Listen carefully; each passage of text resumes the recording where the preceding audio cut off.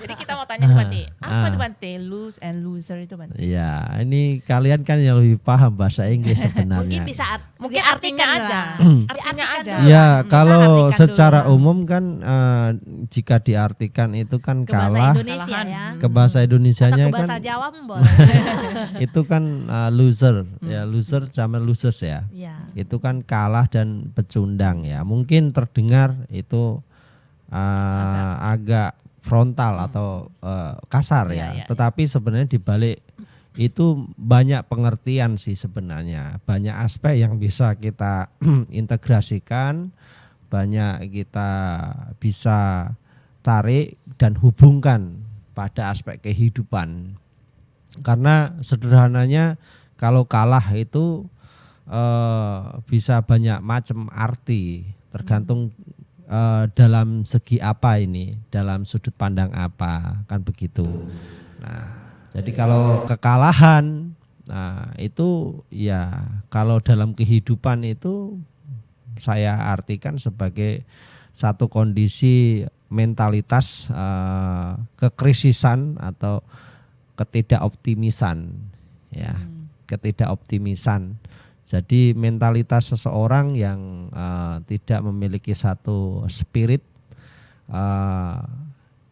kekuatan dalam melakukan sesuatu gitu loh. Jadi kadang orang mengatakan tidak berdaya mungkin karena segala sesuatu, tapi sebenarnya kan bukan di sana. Intinya bukan, ya namanya hidup ya, pasti hidup itu akan menemukan sebuah macam banyak hal. Ya masalah, problem kehidupan pasti ada. Nah jadi kalau kita saat ngejalaninya dan kita di dalamnya itu kadang dalam prosesnya kita itu ada tidak tercapai satu target atau satu hal yang ingin kita harapkan, nah, atau saat kita melakukan sesuatu dalam hidup, ya namanya hidup pasti ada persaingan. Persaingan dalam artian positif ya, kita hidup itu berjalan. Nah perjalanan itu ya di situ ada persaingan gitu loh.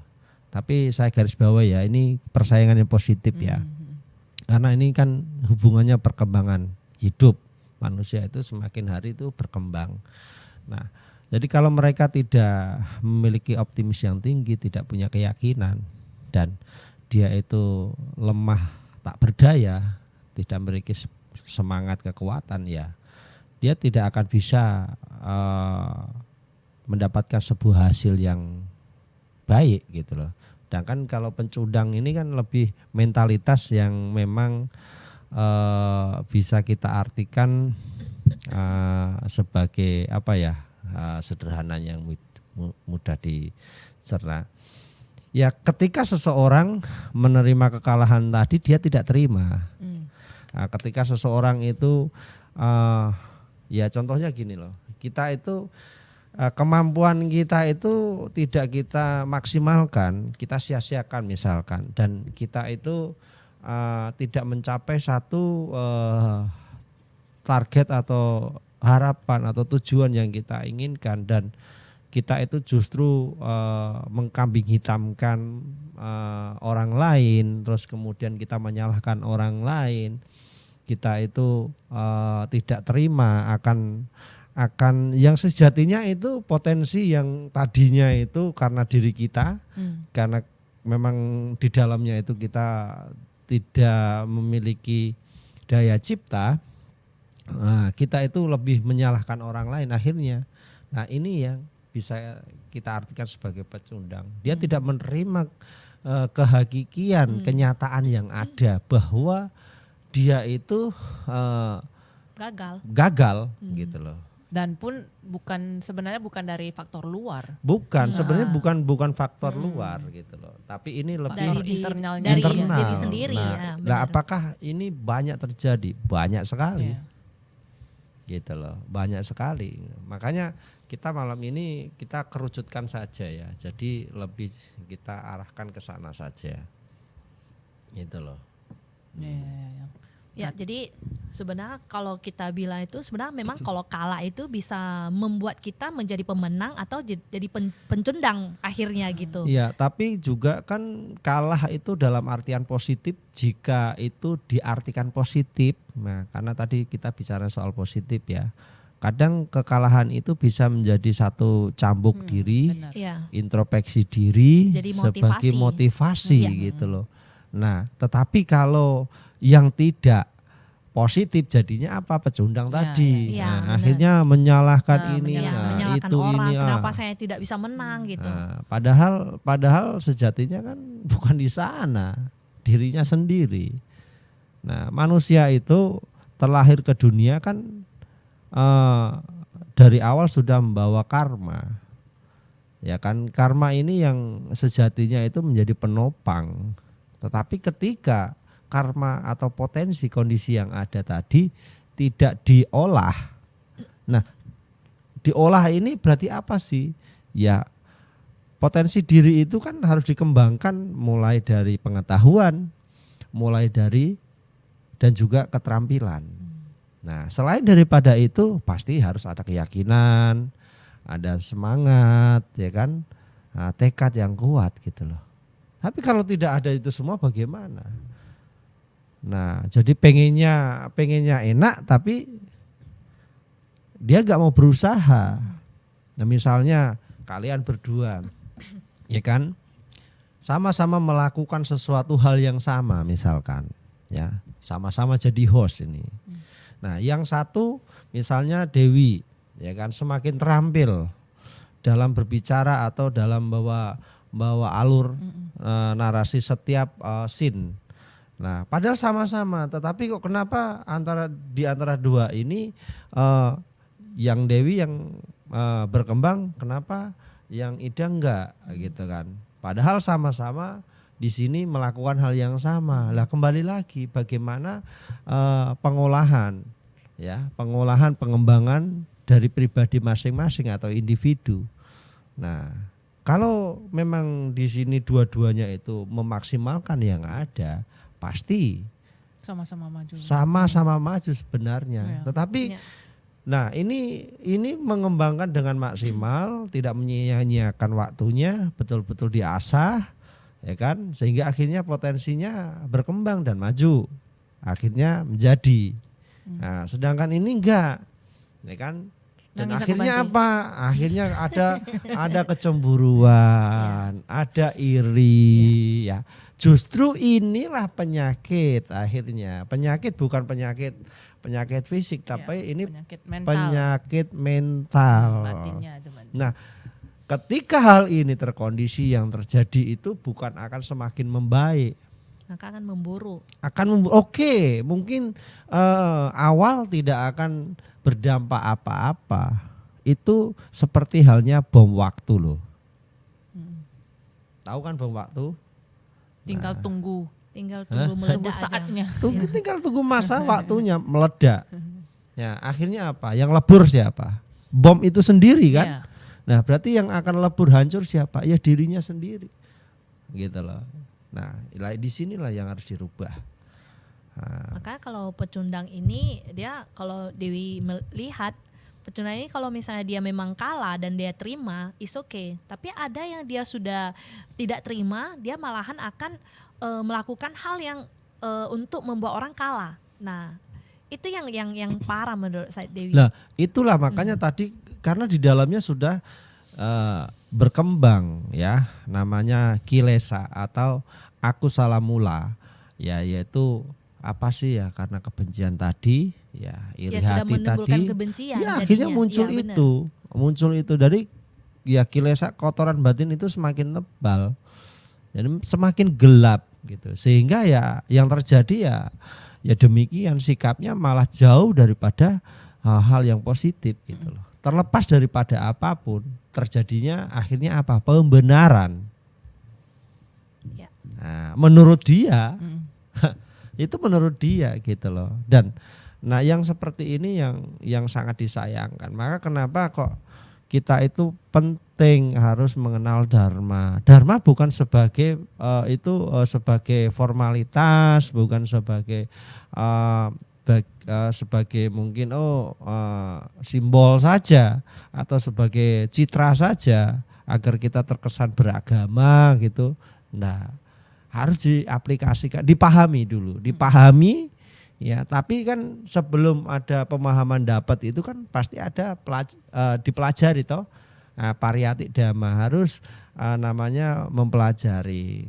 Nah, semakin mempelajari bau suta kita akan berkembang, pengetahuan kita akan berkembang. Dan sesudah berkembang maka kita seiring waktu pasti akan semakin memahami apa yang kita pelajari. Karena itu pastinya pelajaran yang ada di dalam dharma akan selaras.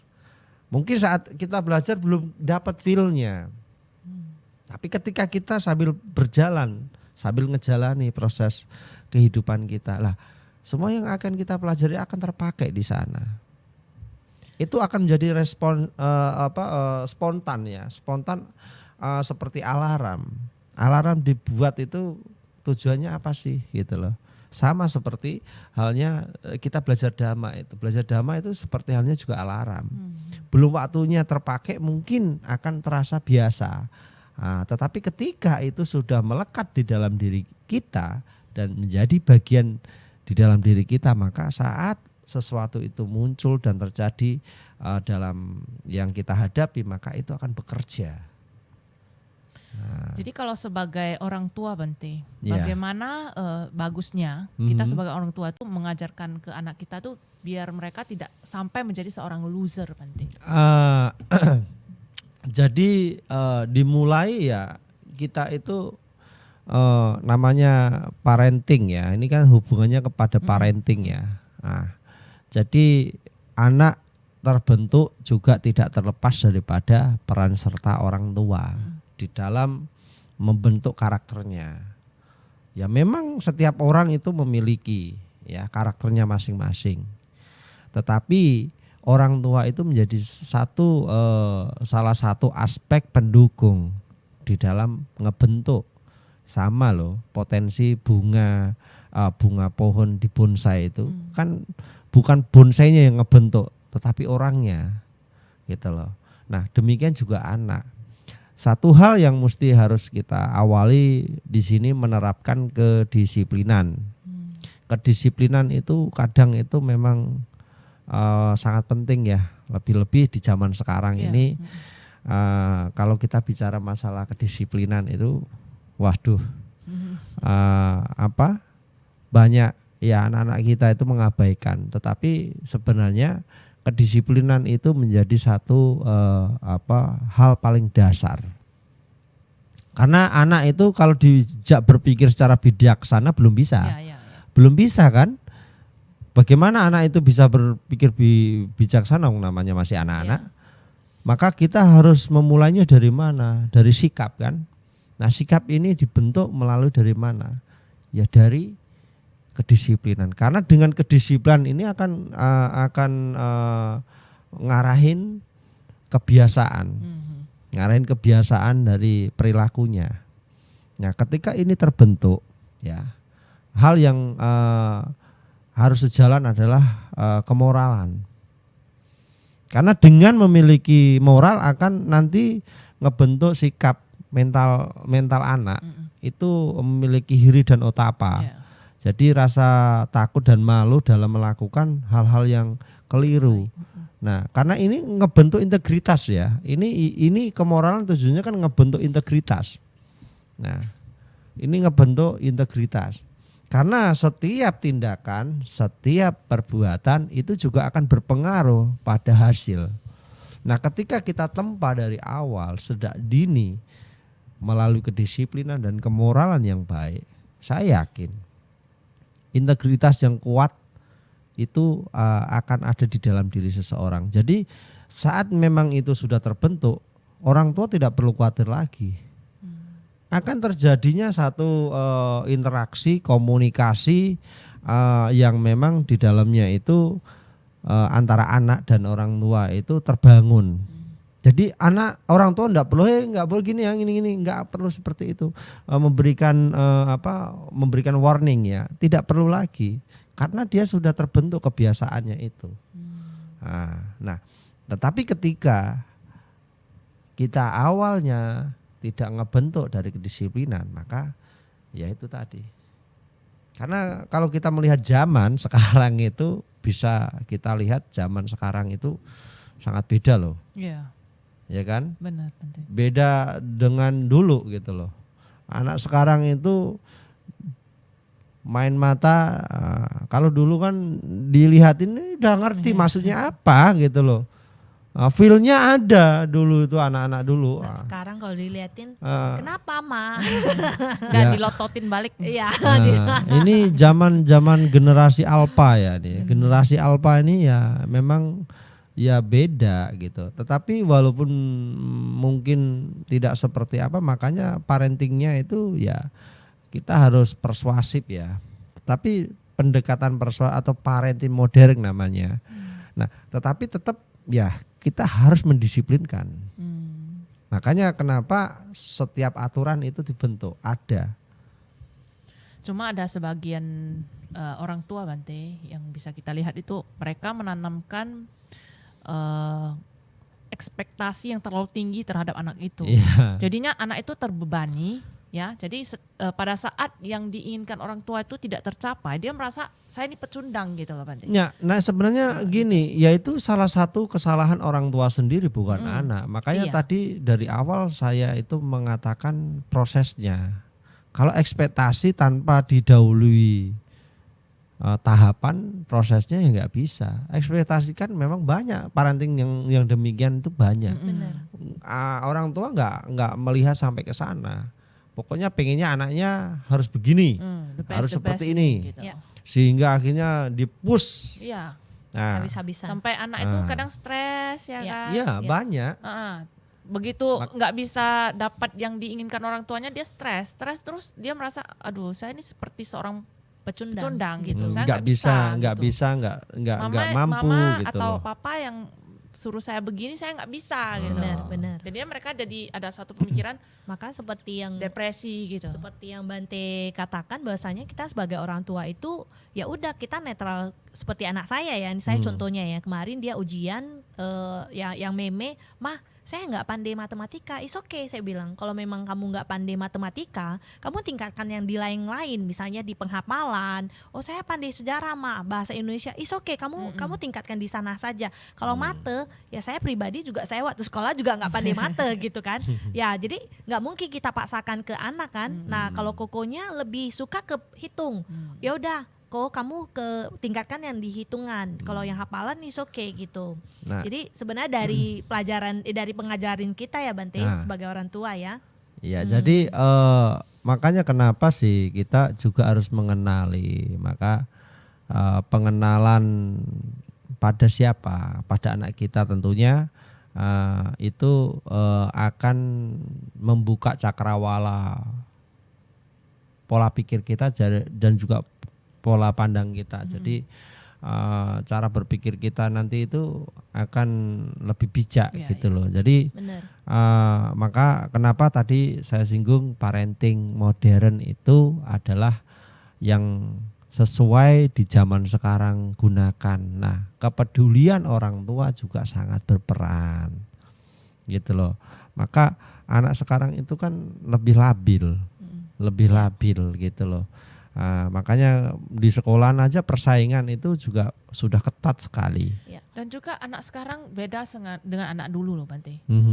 Anak zaman dulu, mama bilang ini A ya, nah ini A ya. Oh ya A.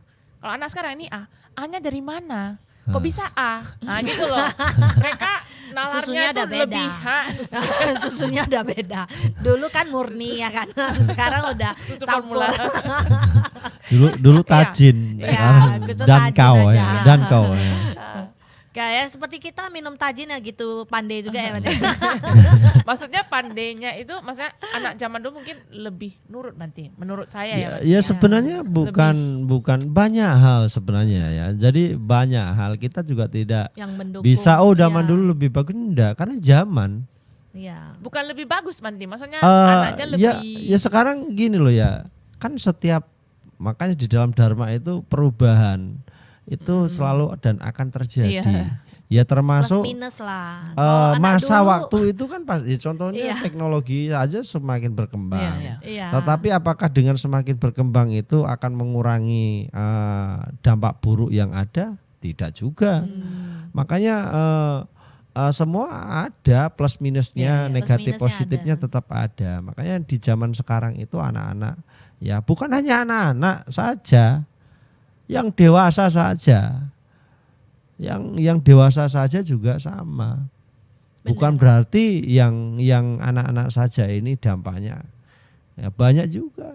Lebih-lebih di kota, di metropolitan itu justru banyak sekali. Iya, makanya kenapa sebenarnya kalau dalam kehidupan kita sehari-hari kita tetap juga akan bertemu dengan pecundang Bante. Nah, kita bagaimana hadapi? Nah, seperti yang kalau Sokrates ya mengatakan ya, kalau kita kalah dalam debat, fitnah itu adalah alat bagi pecundang. Nah, kalau misalnya Bante kita ditemukan, kita bertemu dengan orang begitu dalam persaingan Bante dan dia kalah dan kita difitnah Bante, itu bagaimana kita cara menghadapinya? Jadi kondisi seperti ini itu bukan hanya saat ini ya. Di zaman Buddha itu sudah ada. Bahkan Buddha sendiri juga mendapatkan perlakuan. Nah, mungkin kalau kalian pernah membaca tentang seorang perempuan yang namanya Cinca, dan dia kan juga memfitnah Buddha karena lantaran gurunya kalah saing ya kan. Nah, kalah saing sehingga terjadi kecemburuan. Rasa tidak senang, ya karena gimana kemampuannya memang ya sampai di situ, ya tentunya kan pasti orang masyarakat akan memilih yang memiliki kemampuan yang lebih baik pastinya kan begitu. Ya, akhirnya ya guru dari Cinca ini atau Brahmana dari Cinca, gurunya Cinca ini menyuruh Cinca menjadi sebagai alat agar supaya ngebuat ya reputasi Buddha itu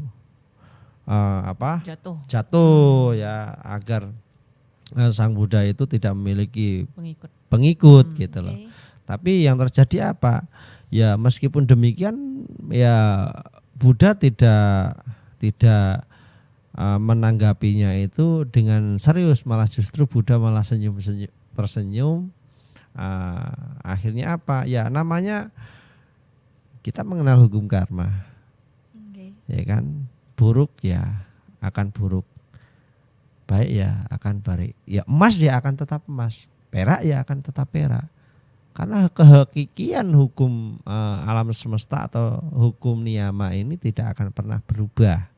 Maka, dengan welas asih sang Buddha tersebut akhirnya menggetarkan semua para dewa. Mengungkap sebuah kebenaran. Kebenaran. Akhirnya Dewa Saka menjadi tikus, ya, menggigiti tali pengikat ya kain di dalam perut Cinca, dan akhirnya kayu-kayu tersebut jatuh menimpa kakinya Cinca. Jadi kalau seandainya di zaman sekarang ada yang memperlakukan kita seperti itu, lantas kita bagaimana? Tak usah khawatir kita. Jangan tanggapi serius. Ya namanya Bante, masa enggak ditanggapi serius? Kita difitnah, kita diperlakukan begini begitu. Apakah kita itu harus tetap sabar, harus tetap tenang? Ya, kalau enggak tetap sabar, enggak tetap tenang, mau apa kita? Apakah dengan kita membalas akan menyelesaikan? Jelas tidak, malah justru akan memperburuk, memperkeruh. Dan terjadi nanti akhirnya apa? Kebencian itu akan semakin berkembang dan mau seperti istri muda dan istri tua. Permasalahannya kita berantem sama satu orang mengajak sekampung. Nah, jadi ya kan? ketika untuk saling memfitnah. Nah, gitu. Jadi ya itu biarkan saja. Berarti apa? ya mereka mengajak, misalnya ada satu orang yang fitnah dan ngajak memprovokasi, ya sama provokator itu ya kan mengajak yang lain untuk itu termasuk pecundang. Iya. Ya. Jadi Itu akhirnya pecundang, ya. yang Iya. terjadi apa ya, Provokator anggap saja gini saja, dia sudah tahu itu salah dan dilakukan. Mungkin dia tidak melihat itu salah, itu sebagai pembenarannya kan begitu. Ya biarkan saja. Nah, kan kita yang mengerti dharma, yang sudah paham dharma, bagaimana sih? Mereka sudah menggali kuburannya dan mengajak yang lain untuk masuk ke lubang kuburan yang sama. Maka apa? Ya, kita cukup semoga mereka menyadari kesalahannya, ya, mereka melihat kesalahannya, perbuatannya. Berarti kita bisa mendoakan mereka. Ya kita ini loh satu bentuk ini bentuk welas asih. Maka saya yakin dengan mentalitas kita yang demikian, sikap kita yang demikian, cara berpikir kita yang demikian, itu akan membuat dan mengangkat kita. Ya, mengangkat dalam artian apa gini loh. Mengangkat kita lebih akan mulia. Ya memang harus seperti itu. Ya, namanya terate aja hidupnya itu di atas lumpur kok. Ya kan? Apakah mempengaruhi terate yang cantik itu? Enggak kan? Nah, demikian ketika ada orang-orang yang seperti itu di lingkungan kita, ya maka kita harus merubah pikiran. Nah, kita harus mengambil inspirasi dari tadi yang sudah saya ceritakan. Nah, aduh Bante, berat lah Bante. Loh, justru karena berat itulah yang akan menjadi kekuatan kita. Itulah yang akan menjadikan diri kita di tempat yang namanya baja itu ditempa bukan sekali, dua kali. Berapa panasnya itu. Nah, ini hukum alam. Semakin kita diterjang, maka semakin kuat. Ya yang perlu hanya satu aja. Rubah pola pikir, cara pandang kita dalam menerima, mendengar. Kata dharma itu begini. Ini bukan kata saya ya. Di dalam Dhamma itu disebutkan Dhamma akan melindungimu. Nah, Dhamma akan melindungimu. Kita akan terlindung. Maka kita harus yakin dan percaya pada itu. Jangan terpancing. Kalau kita sudah mengerti Dhamma, otomatis pola pikir kita juga udah beda ya. Makanya kenapa tadi saya bilang ya belajar, memahami. Ya makanya ketika kita sudah belajar, maka kita akan semakin memahami ketika kita menemukan. Ya namanya sebuah penelitian itu kan ada masalah sih. Ya. Nah karena ada masalah penelitian. Nah maka dengan adanya mungkin dampak kehidupan kita yang seperti itu, baru kita lakukan wimangsa. Dan akhirnya apa? Dari hasil wimangsa kita, penelitian kita, analisa kita akan ngebuat kita semakin lebih baik. Maka inilah yang akan ngebuat kita sebagai pemenang. Ya, maka yang disebut tua itu bukan mereka yang usianya tua. Maka kenapa pecundang itu setelah kalah dia tidak tahu apa yang mau dilakukan setelah kalah, tapi pemenang dia tahu setelah kalah apa yang mau dia lakukan gitu ya. Karena, yang positif gitu. Ya, karena memang orang yang memiliki rasional yang baik, dia akan tahu tahapan apa dan bagaimana dalam melakukan. Tapi mereka yang tidak memiliki rasional yang baik, ya sudah pasti membabi buta. Mencari sama cara ya. Sama ketika orang berantem. Nah, orang tanding mungkin lagi di ring, ya kan, selagi masih segar, oke, fokus semua. Tapi ketika sudah beberapa ronde, akhirnya sudah mulai rasional dalam artian ini perhatiannya, fokusnya sudah akan berkurang.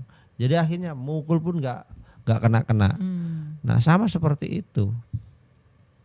akan terjadi demikian juga pada pribadi seseorang yang memiliki amarah yang dibalut dengan pembenaran. Nah, ini dibalut pembenaran loh. Lah ya mereka itu pasti akan berpikir gini, ini yang saya lakukan kan misalnya saya ini ya kan tadinya yang memprovokasi kamu, gini. Nah, pasti yang kita lakukan adalah ya benar gitu loh. Dari apa yang kita gambarkan itu udah benar supaya kamu harus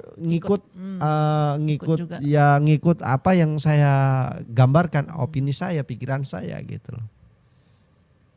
Makanya sempat Bante juga sering nyampaikan ya dalam satu pertemuan sesi saya ceramah, jadilah pribadi, jadilah diri sendiri ya, dan jangan pernah percaya pada siapapun. Nah, ini bukan egois ya, tetapi temukan sebuah kebenaran itu melalui daripada apa? Dari yang kita serap, dari apa yang kita lakukan. Serap apa sih? Ya dari yang kita belajar tadi, dari pengalaman-pengalaman ya, dari analisa-analisa tadi ya kan. Nah gitu.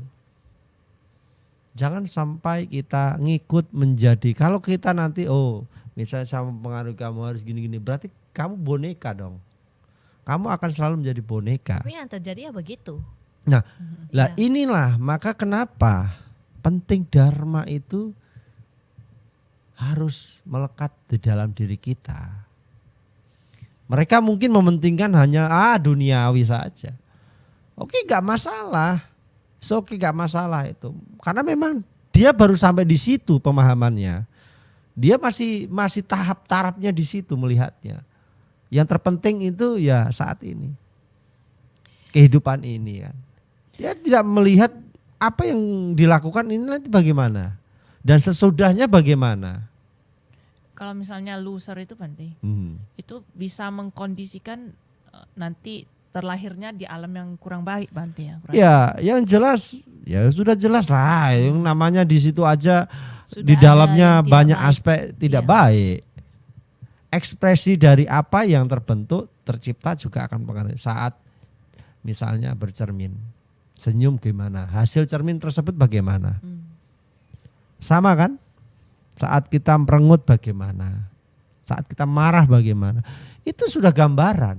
Makanya kita betul-betul harus menjaga kita harus bijaksana kita sebenarnya. Kalau misalnya ada seorang pecundang mengajak kita misalnya, kamu tahu nggak dia begini. Nah, Bante, pada saat itu Bante, kita sebagai teman baik misalnya, apakah kita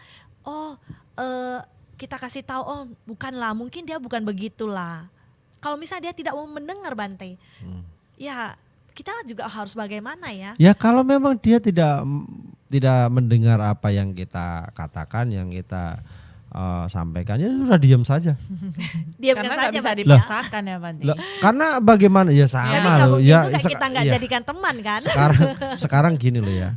Apakah dengan kita itu misalkan ngejelasin, memberitahu gitu, lantas bisa diterima? Jelas tidak, belum tentu ya. Kalaupun memang tidak terima ya sudah, mau bagaimana, itu hak mereka. Tetapi kita selagi masih memegang teguh keluhuran, maka ya kita harus menyampaikan aspirasi yang baik itu. Nah gitu loh.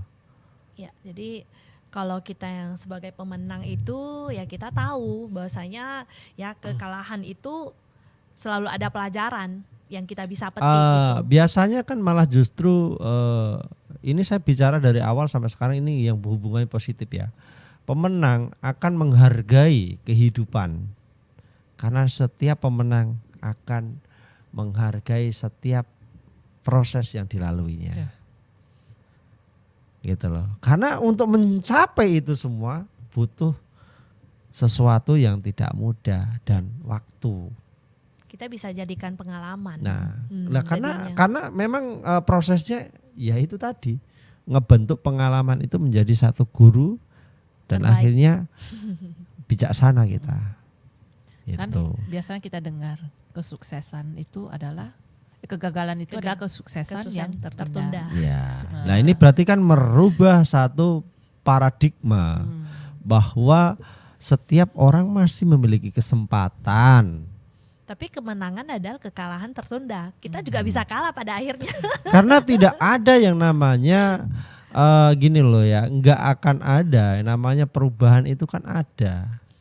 Di dalam dharma itu kan tidak terus ya, selamanya. Ya. Maka di dalam Ataloka Dhamma ada disebutkan di sana. Ya ada kejayaan, ya ada kemunduran, ada fitnah, ya ada gitu loh. Ada seneng, ada ya tetap kadang ban itu ya di atas, di bawah, di samping. Nah, demikian juga loh. Apa?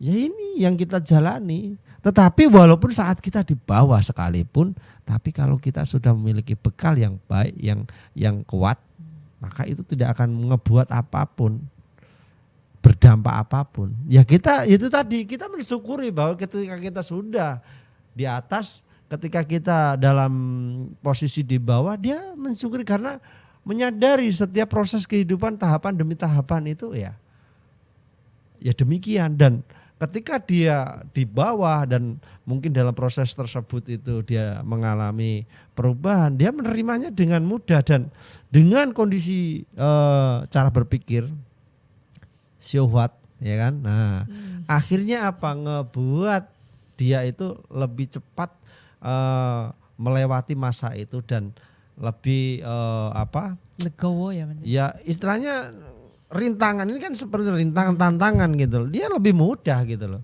Karena apa? Udah biasa. Iya.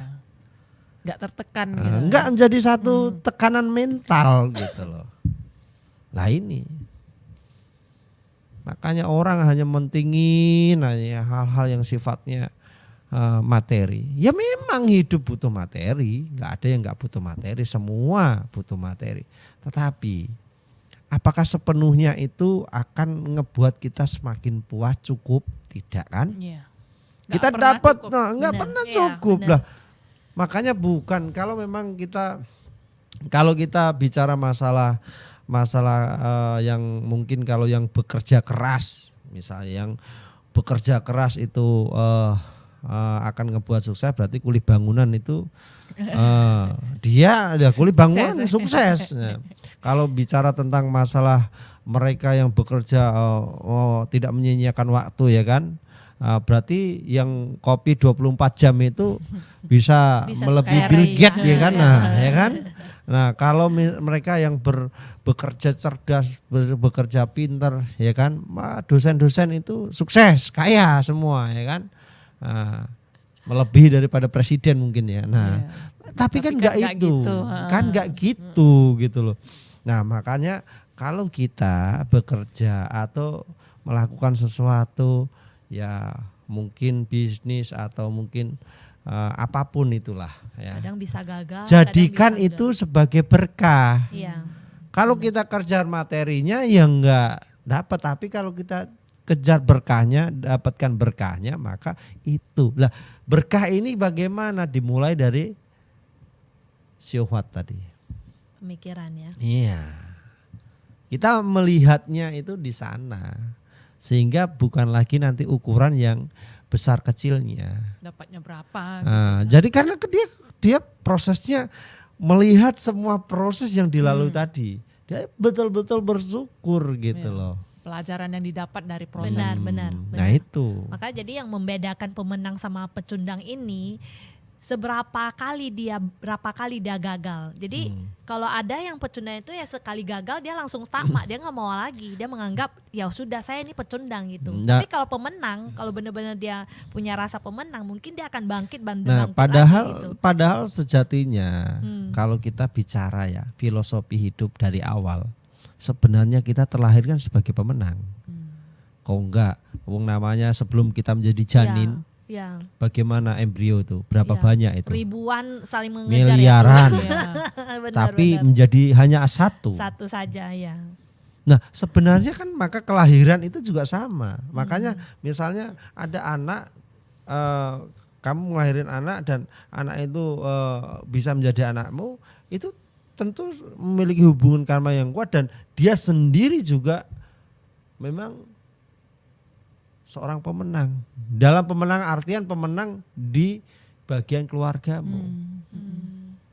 Tapi bukan berarti dari miliaran tadi tidak ada potensi hubungan dengan kamu, karena memang sudah ada hubungan, maka ada terkondisi potensinya sama kamu. Tetapi sudah banyak miliaran itu ada kondisi potensinya dengan kamu, tapi hanya satu yang dipilih. Jadi yang menang gitu. Nah, jadi yang lain bagaimana? Mungkin di proses-proses berikutnya. Di mama yang lain lah pokoknya. Enggak, maksudnya tetap akan terhubung nanti. Akan terhubung ya. Akan terhubung karena gini loh, kalau diumpamakan Buddha itu kan air susu yang akan kita minum, yang kita minum itu lebih banyak daripada samudra. Tangisan, air mata yang kita keluarkan lebih banyak dari air samudra. Coba bayangin. Emang kita itu kalau nangis, emang setiap nangis itu satu tangki kan enggak? Paling berapa lah? Yeah. Minum susu coba. Nah, walaupun dari umur berapa? Sekian sampai sekian. Emang berapa lah? Yeah, yeah. Dibandingin samudra loh, samudra tahu kan samudra? Juga enggak ini ya. Lah makanya kenapa tadi? Lah ini kita sebenarnya ya terlahir sebagai manusia itu juga pemenang. Iya, itu sudah sangat-sangat. Maka ini dalam artian populer loh ya. Nah, tapi bahasa kita inilah parami. Parami itu pemenang loh. Karena gimana enggak parami itu pemenang? Karena tidak akan bisa siapapun dan bagaimanapun apapun yang akan merubah kondisi itu. Yeah. Ya kalau karma baik itu bagian kita ya akan kita lah. Yeah. Emang karma baik saya itu bisa kamu bagi-bagi curi. gitu ya. Ya gak bisa. Ada di dalam Nidikanda Sutta kok. Yeah. Makanya bisa jadi manusia itu memang udah pemenang Bang. Makanya di dalam Nidikanda Sutta, di Sutta Nipata itu sudah dijelaskan Buddha bahwa siapapun tidak bisa mencuri, merampok. Bahkan bencana apapun yang ada, badai sekalipun kayak apapun juga tidak akan merubah ataupun mencuri, menggeserkan daripada apapun yang itu menjadi milik kita atau bagian kita. Makanya parami itu. Makanya ini bisa dikatakan pemenang enggak? Pemenang. Yeah. Nah itu dari hasil yang kita kondisikan kok, yang kita ciptakan kok. Bukan dapat warisan. Gitu loh. Dalam artian karma itu tidak bisa diwariskan ya. Jadi seperti itu. Hanya uang aja ya. Karena kalau pun dalam satu keluarga misalnya bersaudara, sekarang kita jadi manusia, belum tentu nanti di kehidupan mendatang kita pasti sama-sama manusia. Tergantung pada perbuatan dan karma dia gitu di saat ini gitu. Benar. Jadi pemenang kita harus tetap jadi pemenang gitu. Ya Man ya. We are the champion. Keluar albumnya. Ya, kan ya benar kan. We are the champion kan. Ya, tetap yang penting kita memang berusaha menjadi pemenang. Tapi yang terjadi kan kita kadang ada kegagalan juga. Maka kalau udah gagal kita jangan berhenti melangkah. Makanya gitu. Setiap kegagalan maka jangan jadikan itu sebagai sesuatu hal yang akan membuat kita semakin terpuruk atau itu yang akan ngeblok kita atau ngeblacklist kita di dalam melangkah lebih lanjut lagi atau merubah ya kan tidak. Maka tadi saya juga ada tulis status saya di Instagram bahwa seburuk apapun kita, ya karena kita itu terlahir juga membawa ketidaksempurnaan, itu tidak menjadi soal. Tetapi ketika kita punya keyakinan dan tekad kemauan, ya kemauan untuk melakukan, merubah, ya memperbaiki, maka segala sesuatu itu bisa akan terkondisi dan itu niscaya kaya racek kaya ratena dalamena para kami. Ya. Segala sesuatu yang kita lakukan dengan benar-benar, dengan sungguh-sungguh, dengan niat yang baik, dengan pikiran yang baik, niscaya akan terkondisi dengan baik pula. Jadi enggak perlu kita itu khawatir gitu loh. Kalaupun memang belum berhasil atau belum dapat, artinya belum waktunya. Kenapa kok belum waktu? Iya kalau memang belum matang bagaimana? Belum tua bagaimana bisa matang? Gitu loh. Lah kalau kita makan kalau memang 1 sendok mungkin katakanlah mungkin aduh sakit gigi kita, nah lantas kita berhenti makan dan kita nggak mau makan, lapar yang ada, tetap pelan-pelan makan walaupun sakit, tapi pada akhirnya kenyang kan juga. Jadi kita nggak usah takut nanam apel dapatnya cabai Bante ya. Iya. Nanam apel tetap dapat apel Bante. Ya sama, nggak bisa ngunyah makan kan ada bubur kan. Ya berarti kan cara berpikir lagi. Jadi ketika kita gagal apa yang kita sistemnya, caranya, berarti tatanannya yang harus kita rubah. Kreativitasnya ya. Iya. Lah semua itu bagaimana tadi Bante bilang di awal kita itu butuh mengasah pengetahuan kita, butuh mengasah keterampilan kita begitu. Nah maka di dalam Manggala Sutta kan disebutkan memiliki ilmu pengetahuan dan keterampilan adalah berkah utama. Nah seperti itu. Iya. Jadi kalau misalnya bagi para orang tua gitu, mungkin yang kita tanamkan ke pikiran anak kita itu jangan harus dapat ininya, misalnya dapat pialanya gitu, tapi prosesnya itu bagaimana jangan kita tanamkan hasilnya, tapi itu. Mari kita tanamkan proses dan tahapannya. Benar. Jadinya karena ketika kita kita memberikan iming-iming. Dan ketika iming-iming yang kita berikan tidak tercapai, yang terjadi patah hati. Iya benar. Kekecewaan kan, nah jadinya. Nangis nanti tidak anaknya. Puasan gitu loh. Jadi lebih baik alangkah bijaknya ketika kita harus menunjukkan tahapan proses yang ada. Dan apresiasi ya Bante ya, dengan usaha mereka itu sangat membantu mental anak itu jadi kuat gitu, nggak jadi pecundang. Yang paling kecil juga, paling ibaratnya apresiasi terkecil lah. Reward. Dia mengambil barang, kita thank you ya. Nah gitu. Ini kan itu kan namanya reward. Bener. Ya. Jadi reward itu dibutuhkan di dalam parenting modern ini, gitu. Karena anak sekarang nggak bisa kita kasarin, kita nggak bisa pukul, apapun nggak bisa. KDRT nanti. Iya. Lapor lagi anak, kasih Bante. Nanti kita jadi penghuni lapas tuh gawat. Ya kan, KDRT sekarang sedikit-sedikit udah langsung ada bener. KUHP kan. Makanya zamannya sudah beda lah. Makanya ya itu tadi lah. Ya mungkin dulu nggak ada undang-undang itu, tapi sekarang ada. Lah kenapa? Ya ini tujuannya apa? Yaitu tadi ingin ya melindungi dan ngebentuk parenting yang ada itu agar baik gitu loh, bijak gitu loh.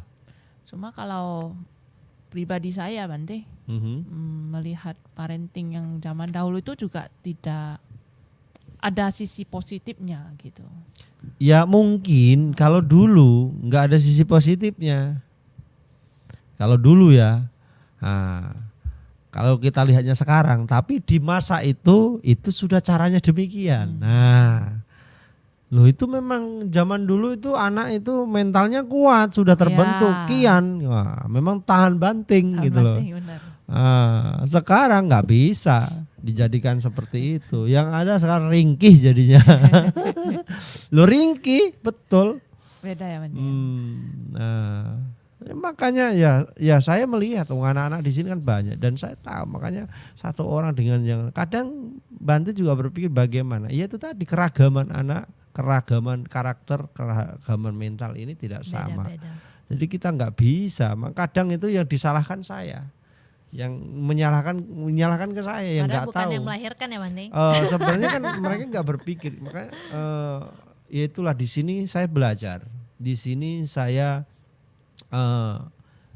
belajar menjadi orang tua. Bagaimana sih anak saya satu ini bagian. Ini kan seperti banyak anak kan banyak karakter, banyak latar belakang. Ini makanya kita nggak bisa ngejudge gitu, itu juga nggak gitu. Makanya kadang ya itu kenapa kadang kita harus agak keras, kadang harus santai, kadang kita kadang harus berperan antagonis, berperan protagonis. Jadi memang harus bisa menyesuaikan kondisi. Maka di dalam parenting modern itu juga ada yang parenting klasik di dalamnya juga.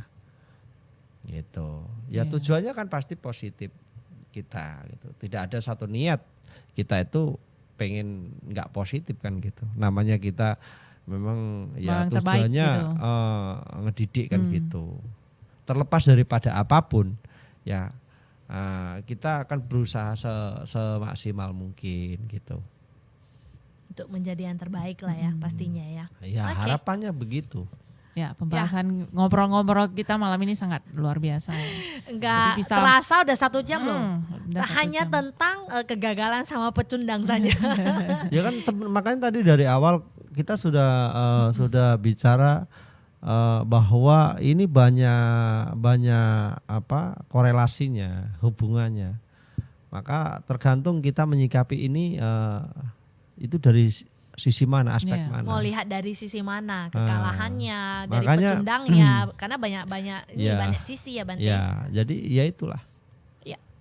Kita ini membahasnya bukan terlalu, kita nggak Ini ngebahas nggak terlalu dalam banget. nih, masih yang dasar ini. Kalau mau terlalu dalam sampai besok pagi jam 3 pun nggak selesai. Ya itu tadi kan banyak aspek kan di sini, banyak aspek yang tidak bisa kita bahas, tapi intinya maka kita tadi mengkerucutnya kemana, ya kan? Benar. Maka kita lebih fokus, intinya, gitu. Ya kita tadi kemana gitu loh. Nah itulah yang menjadi satu kajian kita ya. Harapannya ya semoga yang di rumah kalian Amita, baik yang menyaksikan malam hari ini langsung maupun yang mungkin nanti belakangan ya. Jadi belakangan ya. Harapan saya ya ayo ya kita rubah dari diri kita sendiri ya, terlepas kita dari orang tua maupun tidak orang tua, calon orang tua ataupun kita yang lagi sedang berjuang ya untuk menuju pada kemenangan yang positif ya, yang sportif. Itu tips ya untuk jadi tips teman-teman di rumah. Bagaimana kita ya tentu semua berlaku kedisiplinan. Ya, jadi kemoralan itu penting ya, karena kedisiplinan akan ngebantu sistem-sistem yang harus kita lakukan, itu akan membentuk kebiasaan kita. Kemoralan jelas akan ngejauhkan diri kita pada satu praktek perilaku yang salah.